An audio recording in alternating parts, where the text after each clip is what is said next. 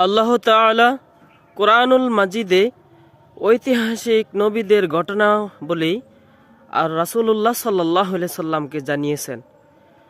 তো সেই ব্যাপারে আল্লামা দেলোয়ার হোসেন সাঈদী রাহিমাহুল্লাহ খুব সুন্দরভাবে আলোচনা করেছেন। আসুন আমরা শুনে নেই সেই আলোচনাগুলো। আমি আমার নবীকে ওহীর মাধ্যমে মুসা, নূহ, ইব্রাহিম, আদম প্রাগৈতিহাসিক ঘটনা বলি আমি এর দ্বারা জানাইছি কোরআন দিয়ে। রাসূল তো সেখানে উপস্থিত ছিলেন না। আল্লাহ তাআলা বলছেন, তিলকা মিন আম্বাইল গায়বি নূহিহা ইলাইকা মা কুনতা তা'লামুহা আনতা ওয়ালা কওমুক মিন ক্বাবলি হাদা।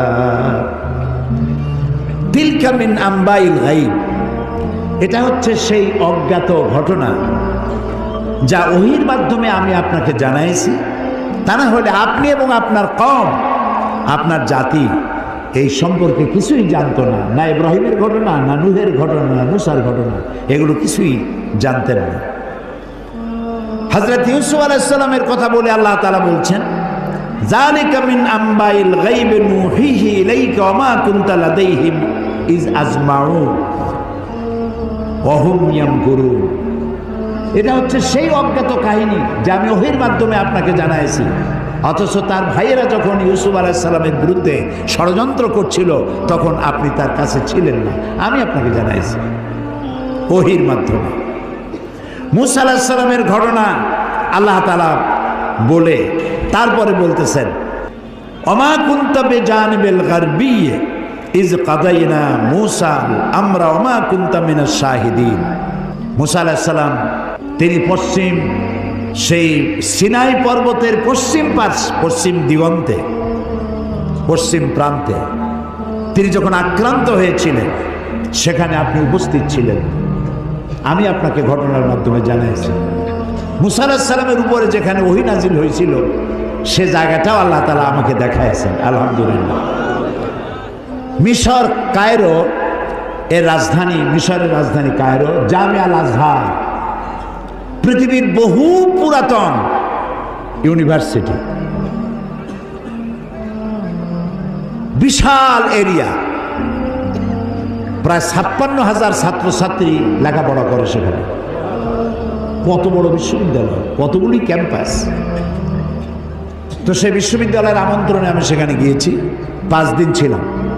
আমি বলেছি যে মিশরে তো জীবনে আসি নাই, আমাকে ঘুমাবার একটু সময় দিও রাত্রে, বাকি আমার একটু ঘুরাও। ৫ দিনে ৪,৫০০ কিলোমিটার দৌড়াইছি। সিনাই পর্বতের সেইখানে গিয়েছি যেখানে ওহী নাজিল হয়েছিল। মূসা আলাইহিস সালাম মাদায়েন থেকে এসেছেন, প্রচন্ড ঠান্ডা, পথ হারিয়ে ফেলেছেন। স্ত্রীকে বলছেন সাথীদেরকে এখানে অপেক্ষা করো, আমি একটু ওই যে আগুন দেখা যায়, আমি হয় আগুন আনবো আর না হয় আগুন দিয়ে আলো দিয়ে রাস্তা চিনে নেব কোন দিকে যেতে হবে। ফালাম্মা আতাহা, যখন তিনি ওই আগুনের কাছে গেলেন, নুদিয়া ইয়া মূসা ইন্না আনা রাব্বুক। হে মূসা, এটা আগুন টাগুন কিছু না, আমি তোমার রব, আমি তোমার আল্লাহ। ফাখলানা আলাইক ইন্নাকা বিল ওয়াদিল মুকদ্দাসি তুয়া। জুতা খোলো, এখানে আমার নূর পড়েছে। সুবহানাল্লাহ। জুতা খুলে আসো। ওয়াদি মুকদ্দাস, ওয়াদি বলা হয় দুই পাহাড়ের মাঝখানে যে সমতল ভূমি থাকে এটাকে আরবিতে বলা হয় ওয়াদি, আর বাংলায় বলা হয় উপত্যকা। তো আমরা যখন গেছি ওয়াদি মুকদ্দাস সাইনবোর্ড দেখেছি, জুতা আগেই খুলছি বর্ষটা। তারপরে গেলাম সেখানে, যেই গাছের উপরে আল্লাহর নূর পড়েছিল সেই গাছটা, ওরা বলে এটা সেই গাছ। তো আমি এর ঐতিহাসিক সত্যতা নাই বলে মনে করতে পারলাম না যে এটা সেই গাছটাই। ওই গাছের পাতায় পাতায় অনেক চিঠি। আমি জিজ্ঞেস করলাম এই চিঠিগুলি কিসের? বললো যে ইহুদিরা আসে, খ্রিস্টানরা আসে, মুসলমানও আসে, আল্লাহর কাছে চিঠি লিখে ওখানে ধুয়ে যায়। এই খাই খেয়ে কাম না পাইলে করবে কি? তো এটা আমার বলার উদ্দেশ্য ছিল না। আমার বলার উদ্দেশ্য ছিল যে আল্লাহ তাআলা দেখাইছেন বহু কিছু, এমনকি মুসা আলাইহিস সালাম রে এত জ্বালা দিল যে ফেরাউন, ওই ফেরাউনকেও দেখে আসছে, এখনো দাঁত ছিটকে পড়ে আছে। আল্লাহ তাআলা তাকে রেখে দিয়েছেন। আল্লাহ বলছেন তোরে মাটিতেও খাবে না, পানিতেও নষ্ট করবে না, পোকামাকড়ও নষ্ট করবে না, তোরে আমি শুটকি বানায় রাখবো কিয়ামত পর্যন্ত। তোর মতো ফেরাউন যারা হবে তোরে দেখে যেন তারা উপদেশ নিতে পারে। আল্লাহ তাআলা এটারও দেখাইছেন, পিরামিডও দেখাইছেন। অনেক নবীর কবরও আল্লাহ জিয়ারত করার সুযোগ, ইমাম শাফি রহমতুল্লাহ আলাইহ, মৌলানা জালালউদ্দিন সৈয়দী রহমতুল্লাহ আলাইহ, ইমাম ওয়াকি, ইমাম বদরুদ্দিন আইনি রাহিমাহুমুল্লাহ, হযরত সালেহ আলাইহিস সালাম, হারুন আলাইহিস সালাম, নবী দানিয়েল আলাইহিস সালাম, হযরত আবী দারদা রাদিয়াল্লাহু তাআলা আনহু, আমর ইবনুল আস রাদিয়াল্লাহু তাআলা আনহু, এদের কবর জিয়ারতের আল্লাহ তাআলা তৌফিক দিয়েছেন। আমর ইবনুল আসের যে মসজিদ দেখলাম মিশরে, সেই মসজিদে লাইলাতুল কদরে 5 লক্ষ লোক নামাজ পড়ে। লাইলাতুল কদর মসজিদ, রাস্তা টাস্তা সব ভর্তি হয়ে যায়। ইমাম যিনি, তিনি হচ্ছেন শেখ জিব্রাইল। আমি শেখ জিব্রাইল দেখতে পারলাম না, আগ্রহ ছিল যে জিব্রাইল কেমন একটু দেখে যাই। এত লোক তার পিছনে নামাজ পড়তে আসে, সুবহানাল্লাহ। তো এখানে আল্লাহ তাআলা বলতে চাইলেন যে সিনাইয়ের পশ্চিম প্রান্তে যে ঘটনা ঘটছিল এটা তো আপনি জানেন না, আমি আপনারে জানাইছি। ফেরাউন আক্রমণ করেছে তার দলবল নিয়ে, 3 দিক থেকে আক্রান্ত হয়েছেন তিনি, আর একদিকে সমুদ্র। সাথীরা বলছে ইন্না লামুদরাকুন, ইন্না লামুদরাকুন, আমরা তো পাকড়াও হয়ে গেছি, আমাদের তো পালাবার কোনো উপায় নাই। মুসা আলাইহিস সালাম কার নবী? জবাব দিতে দেরি হইল কেন? মুসা কার নবী? উম্মত ঘাবড়ে গেছে। উম্মত কি হয়ে গেছে?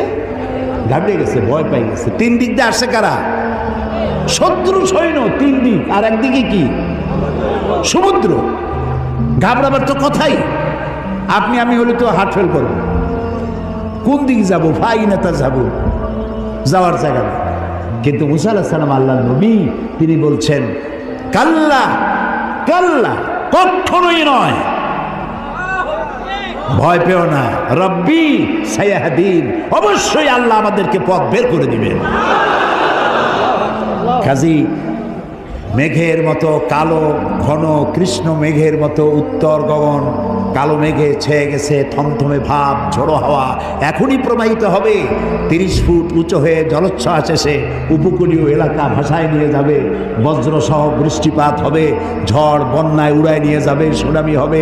আল্লাহ তাআলা ছোট্ট একটু বাতাসের আঘাত দিয়ে সব সরাই দিতে পারেন।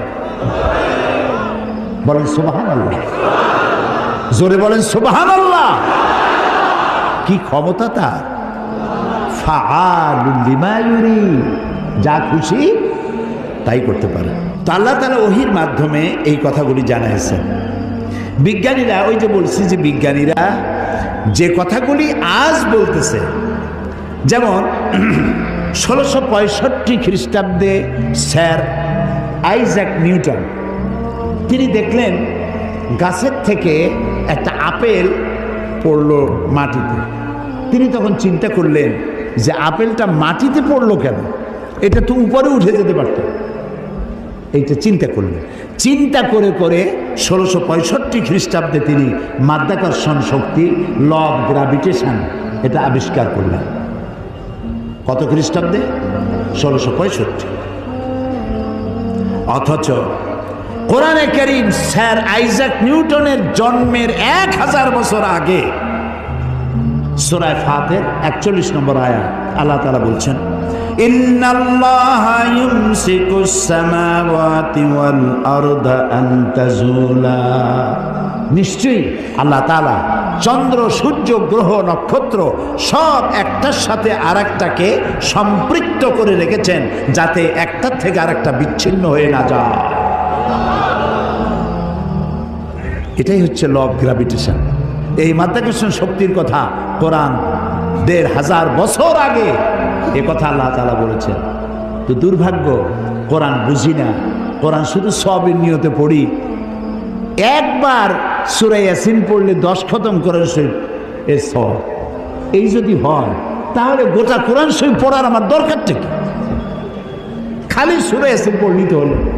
3 বার সূরা ইখলাস পড়লে 1 খতম কোরআন শরীফের সওয়াব। তাহলে কোরআন পড়বি কেমন মানুষ? আহারে মানুষ, আহারে কপাল পড়া মানুষ। এখন চন্দ্র সূর্য গোটা সৌরজগৎ সব ঘুরছে।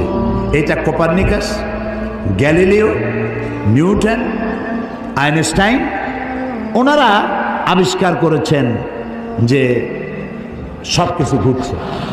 এটা বলতেছেন ওনারা এই কয়েকশো বছর আগে।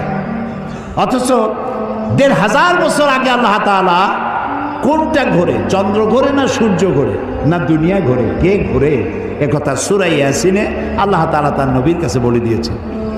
লাশ-শামসু ইয়ানবাগি লাহা আন তুদরিকাল কামারা ওয়ালাল লাইলু সাবিকুন নাহার ওয়া কুল্লুন ফি ফালাকিন ইয়াসবাহুন।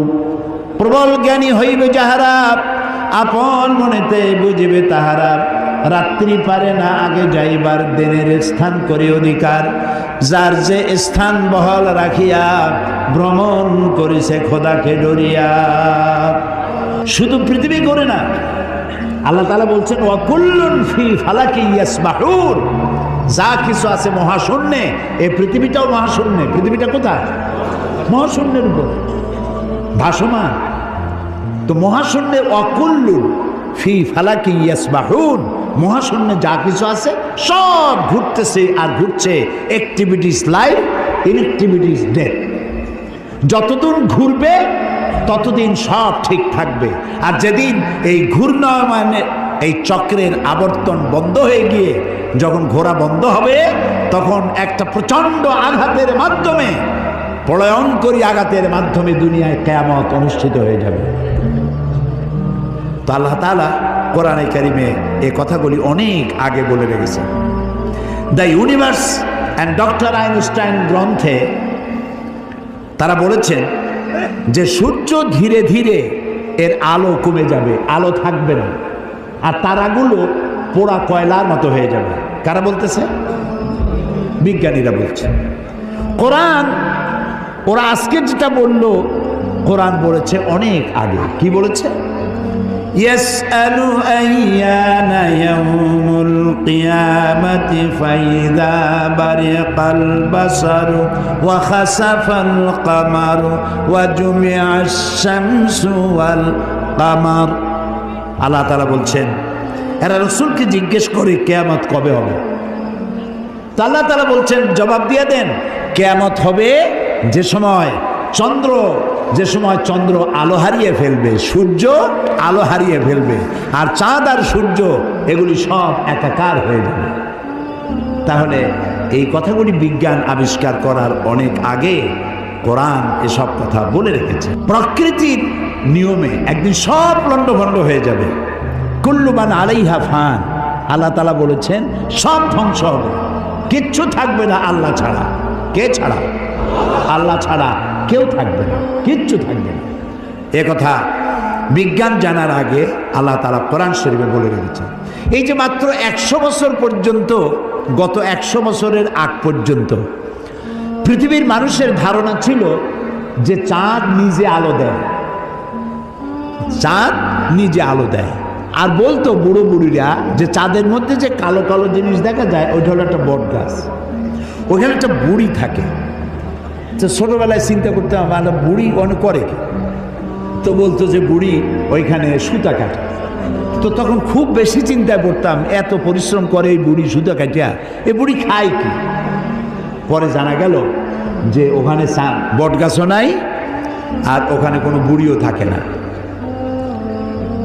এই চাঁদ এর নিজস্ব কোনো আলো নাই, এই কথা 100 বছরের মতো হলো বিজ্ঞানীরা আবিষ্কার করেছে। কিন্তু আল্লাহ তাআলা বলে রেখেছেন 1400 বছর আগে। সুবহানাল্লাহ। আল্লাহ তাআলা সূর্যকে বলেছেন, খুব লক্ষ্য করুন, সূর্যের আরবি হচ্ছে শামসুন, সিরাজুন, ওয়াহাজুন, দিয়াউন। এগুলি সূর্যকে বলা হয়েছে। এর অর্থ কি? সূর্যকে বলা হয়েছে আলো, আলো উৎপাদনকারী, উত্তাপ সৃষ্টিকারী, আলো বিকিরণকারী, উত্তপ্ত, উজ্জ্বল, প্রজ্জ্বল, আলো বিকিরণকারী, এটা হলো সূর্য। আর চাঁদ সম্পর্কে কি বলছে লক্ষ্য করুন। আলাম তারা কাইফা খালাকাল্লাহু সাবআ সামাওয়াতিন তিবাকা وجعل القمر فيهن نورا وجعل الشمس سراجا। মহাপবিত্র সেই মহান সত্তা আল্লাহ রাব্বুল আলামিন, যিনি সাত আসমান সৃষ্টি করেছেন। ওয়াজআলাল কামারা ফীহিন্না নূরান, আর যিনি চাঁদ সৃষ্টি করে তার মধ্যে আলো দিয়েছেন। ওয়াজআলাশ শামসা সিরাজা, আর সূর্যকে করেছেন উজ্জ্বল আলো সৃষ্টিকারী।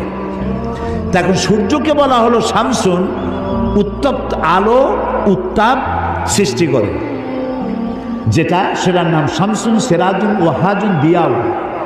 আর চাঁদের কথা বলতে গিয়ে আল্লাহ তাআলা বলেছেন কামারা মুনিরা, চাঁদের আরবি হলো কামার, আর মুনিরা মানে আলোক প্রাপ্ত। চাঁদের নিজের কোনো আলো নাই, আলো প্রাপ্ত হয়ে সেই আলো সে বিকিরণ করে। এই কথা কোরআন শরীফে আল্লাহ তাআলা 1400 বছর আগে বলে দিয়েছেন। সুবহানাল্লাহ। এরপরে আপনারা দেখুন, এই যে উদ্ভিদ, গাছপালা, গাছ আমাদের জীবনের শত্রু নাকি? গাছ আমাদের কি? কাজী যেখানে পান সমানে কাটেন। মানুষ সমানে গাছ কাটে, কিন্তু যে পরিমাণ কাটে সে পরিমাণ গাছ তারা লাগায় না। এই গাছ সম্পর্কে, গাছ আমাদের যে বন্ধু, গাছটা আল্লাহ রাব্বুল আলামিন আমাদের জন্য নিয়ামত হিসেবে দিয়েছেন। এটার কাজ হচ্ছে কি? আল্লাহ তাআলা বলছেন ওয়াল আরদা বা'দা যালিকা দাহাহা আখরাজা মিনহা মাহা ওয়া মারআহা। এই উদ্ভিদগুলো, এর থেকে তরুলতা, উদ্ভিদ তরুলতা, এর থেকে বায়ু নির্গত হয়, এবং তিনি এই দিয়ে জমিনকে সুন্দর করে প্রতিষ্ঠিত করেছেন। এবং এই গাছপালা তোমাদের জন্য এবং তোমাদের পশুর জন্য, তোমাদের জন্য অত্যন্ত বিরাট সম্পদ। তার মানে মানুষ, আমরা যে বাতাস থেকে অক্সিজেন নেই, যখন আমরা অক্সিজেনটা নিয়ে যখন ছেড়ে দেই, তখন যেটা ছাড়ি ওইটাকে বলা হয় carbon die oxide. Carbon die oxide হচ্ছে বিষ। এই যে আপনারা এখানে হাজার হাজার মানুষ বসে আছেন, আপনারা প্রত্যেকেই বাতাস থেকে অক্সিজেন নিচ্ছেন, আর যেটা ছাড়তেছেন সেটা বিষ। এই বিষটাকে পরিশুদ্ধ করার মতো কোনো ফ্যাক্টরি পৃথিবীর কাছে নাই। আল্লাহ তাআলা গাছ বানাইছেন। গাছের খাদ্য হলো, আপনি যেটা ফেলে দেন, নাক দিয়া মুখ দিয়া যেটাকে উদ্গীরণ করেন, ফেলে দেন, নিঃশ্বাস যেটা বের করে দেন, ওটা হলো গাছের খাদ্য। আর প্রতি মুহূর্তে সূর্যের উত্তাপ আর গাছের সবুজ রং দুটিতে মিলে এক প্রকারের রন্ধন ক্রিয়া হয়, আর ওর মধ্য দিয়ে কার্বন ডাই অক্সাইডকে প্রতি মুহূর্তে আল্লাহ রাব্বুল আলামিন অক্সিজেন বানাইয়া গাছের ভিতর থেকে বের করে দেয়। সুবহানাল্লাহি বিহামদিহি। এই মানুষের সৃষ্টির জন্য আল্লাহ তাআলা বলেছেন খালাকালাকুম মা ফিল আরদি জামিআ, এই পৃথিবীতে যা বানাইছি সব তোমার জন্য। সুবহানাল্লাহ। বিজ্ঞানীরা বলেছেন পাহাড়ের অত্যুচ্চ শিখর থেকে শুরু করে আটলান্টিক মহাসাগরের অতল তলদেশ পর্যন্ত যেখানে যা কিছু আছে সবগুলি মানব সেবায় নিয়োজিত।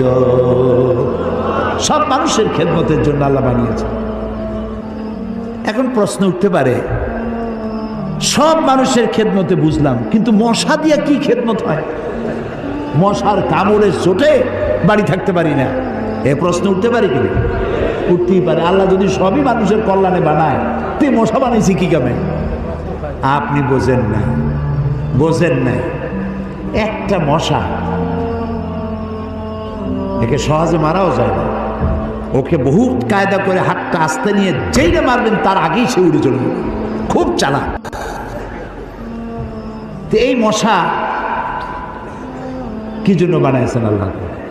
এখন দেখেন, এই মশা মারার জন্য কত company, Mortein, aerosol, ICI company, মশারি, কত রকমের ওষুধ আর মশারি, এগুলো বানাবার পেছনে লক্ষ লক্ষ শ্রমিক কাজ করে আর লক্ষ লক্ষ মানুষের পেটের ভাত জোটে।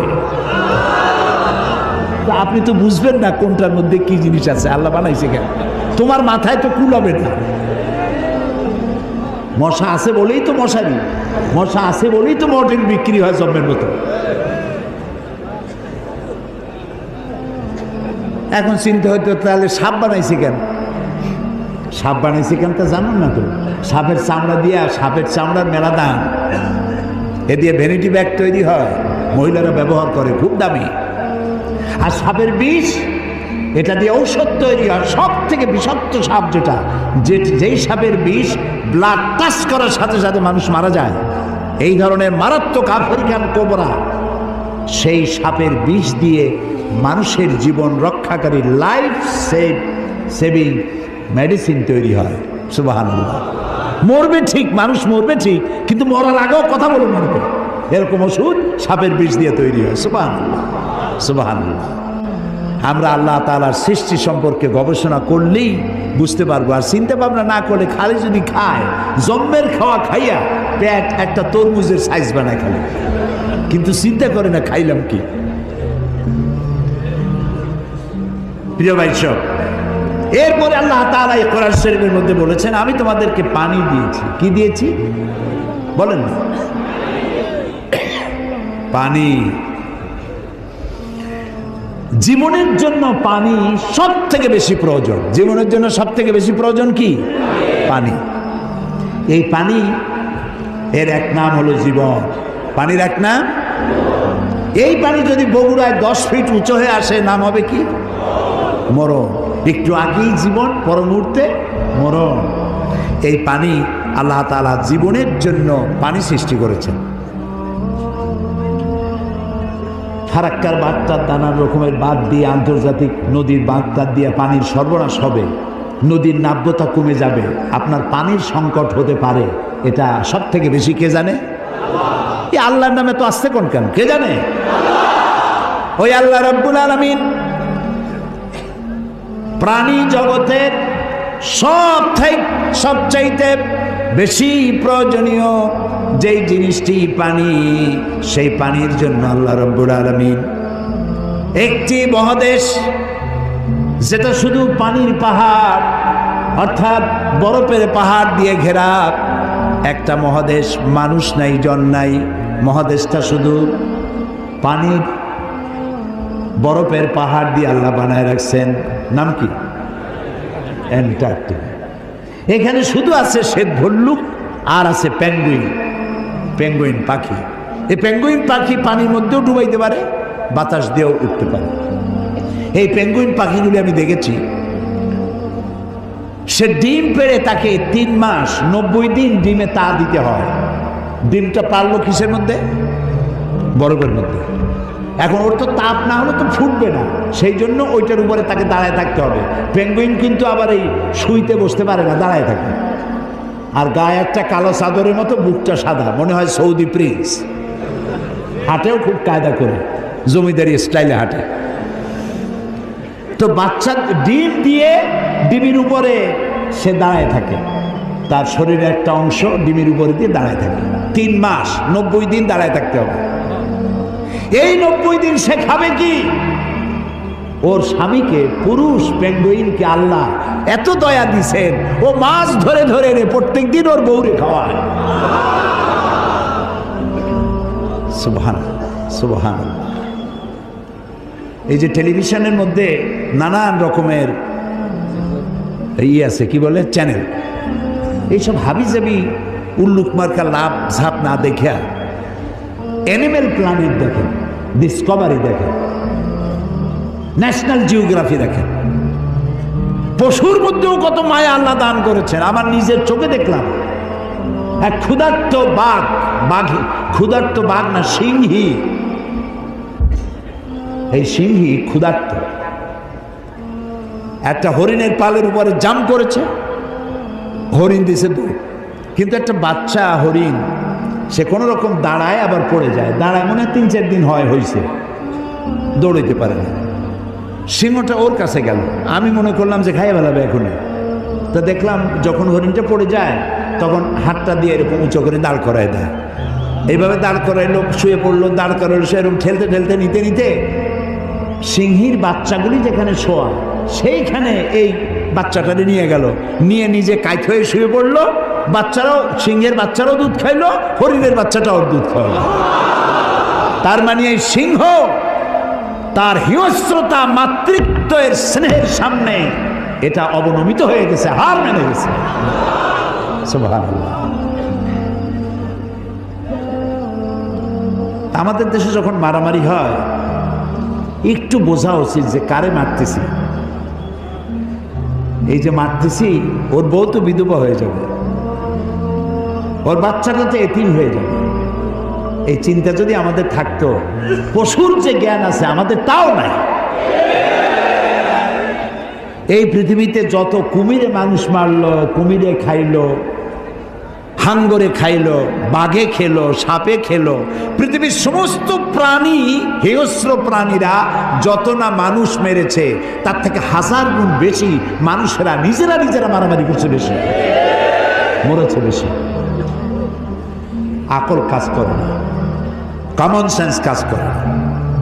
তো আল্লাহ তাআলা এই পানি দিয়েছেন, পানির অনেক দাম। এই যে এখানে মহিলাদের মাহফিল ছিল, এই আপনারা যত পুরুষ আসছেন এর থেকে কোনো অংশে কম হয় নাই। এত মেয়ে লোক আসছিল সকাল 10টায়, আলহামদুলিল্লাহ। আমি বগুড়ার সমস্ত মা বোনদেরকে আমার অন্তরের অন্তঃস্থল থেকে ধন্যবাদ জানাই। তারা বহু প্রশ্ন আমাকে করেছেন, এক গাদা প্রশ্ন, সব প্রশ্নের জবাব দিতে গেলে হয়তো রাত এই পর্যন্ত হয়ে যেত।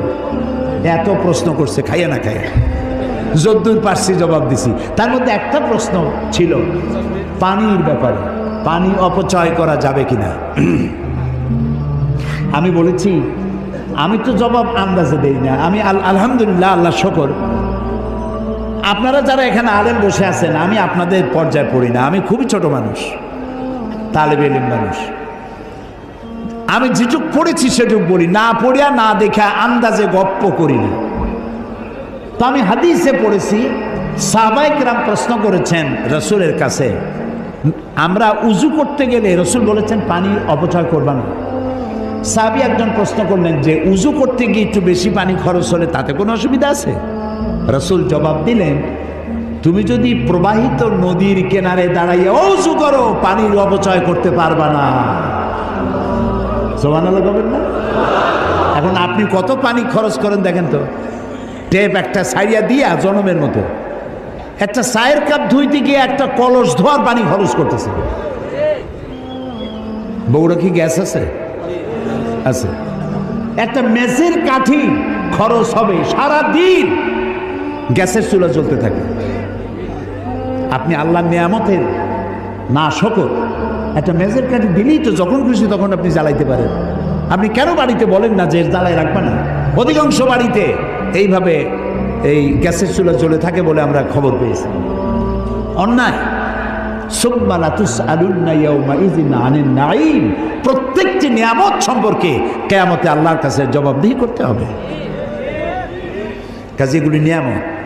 এখন এই পানি আল্লাহ তাআলা বলছেন, দেখো সৃষ্টি জগতের জন্য পানি প্রয়োজন, সেই পানিটা আমি জলাধার করেছি। এই নদীগুলো কে কাটছে? আছে না বগুড়া নদী, আছে না? নাম কি? করতোয়া নদী। আর না করতোয়া এখন তো দৈনিক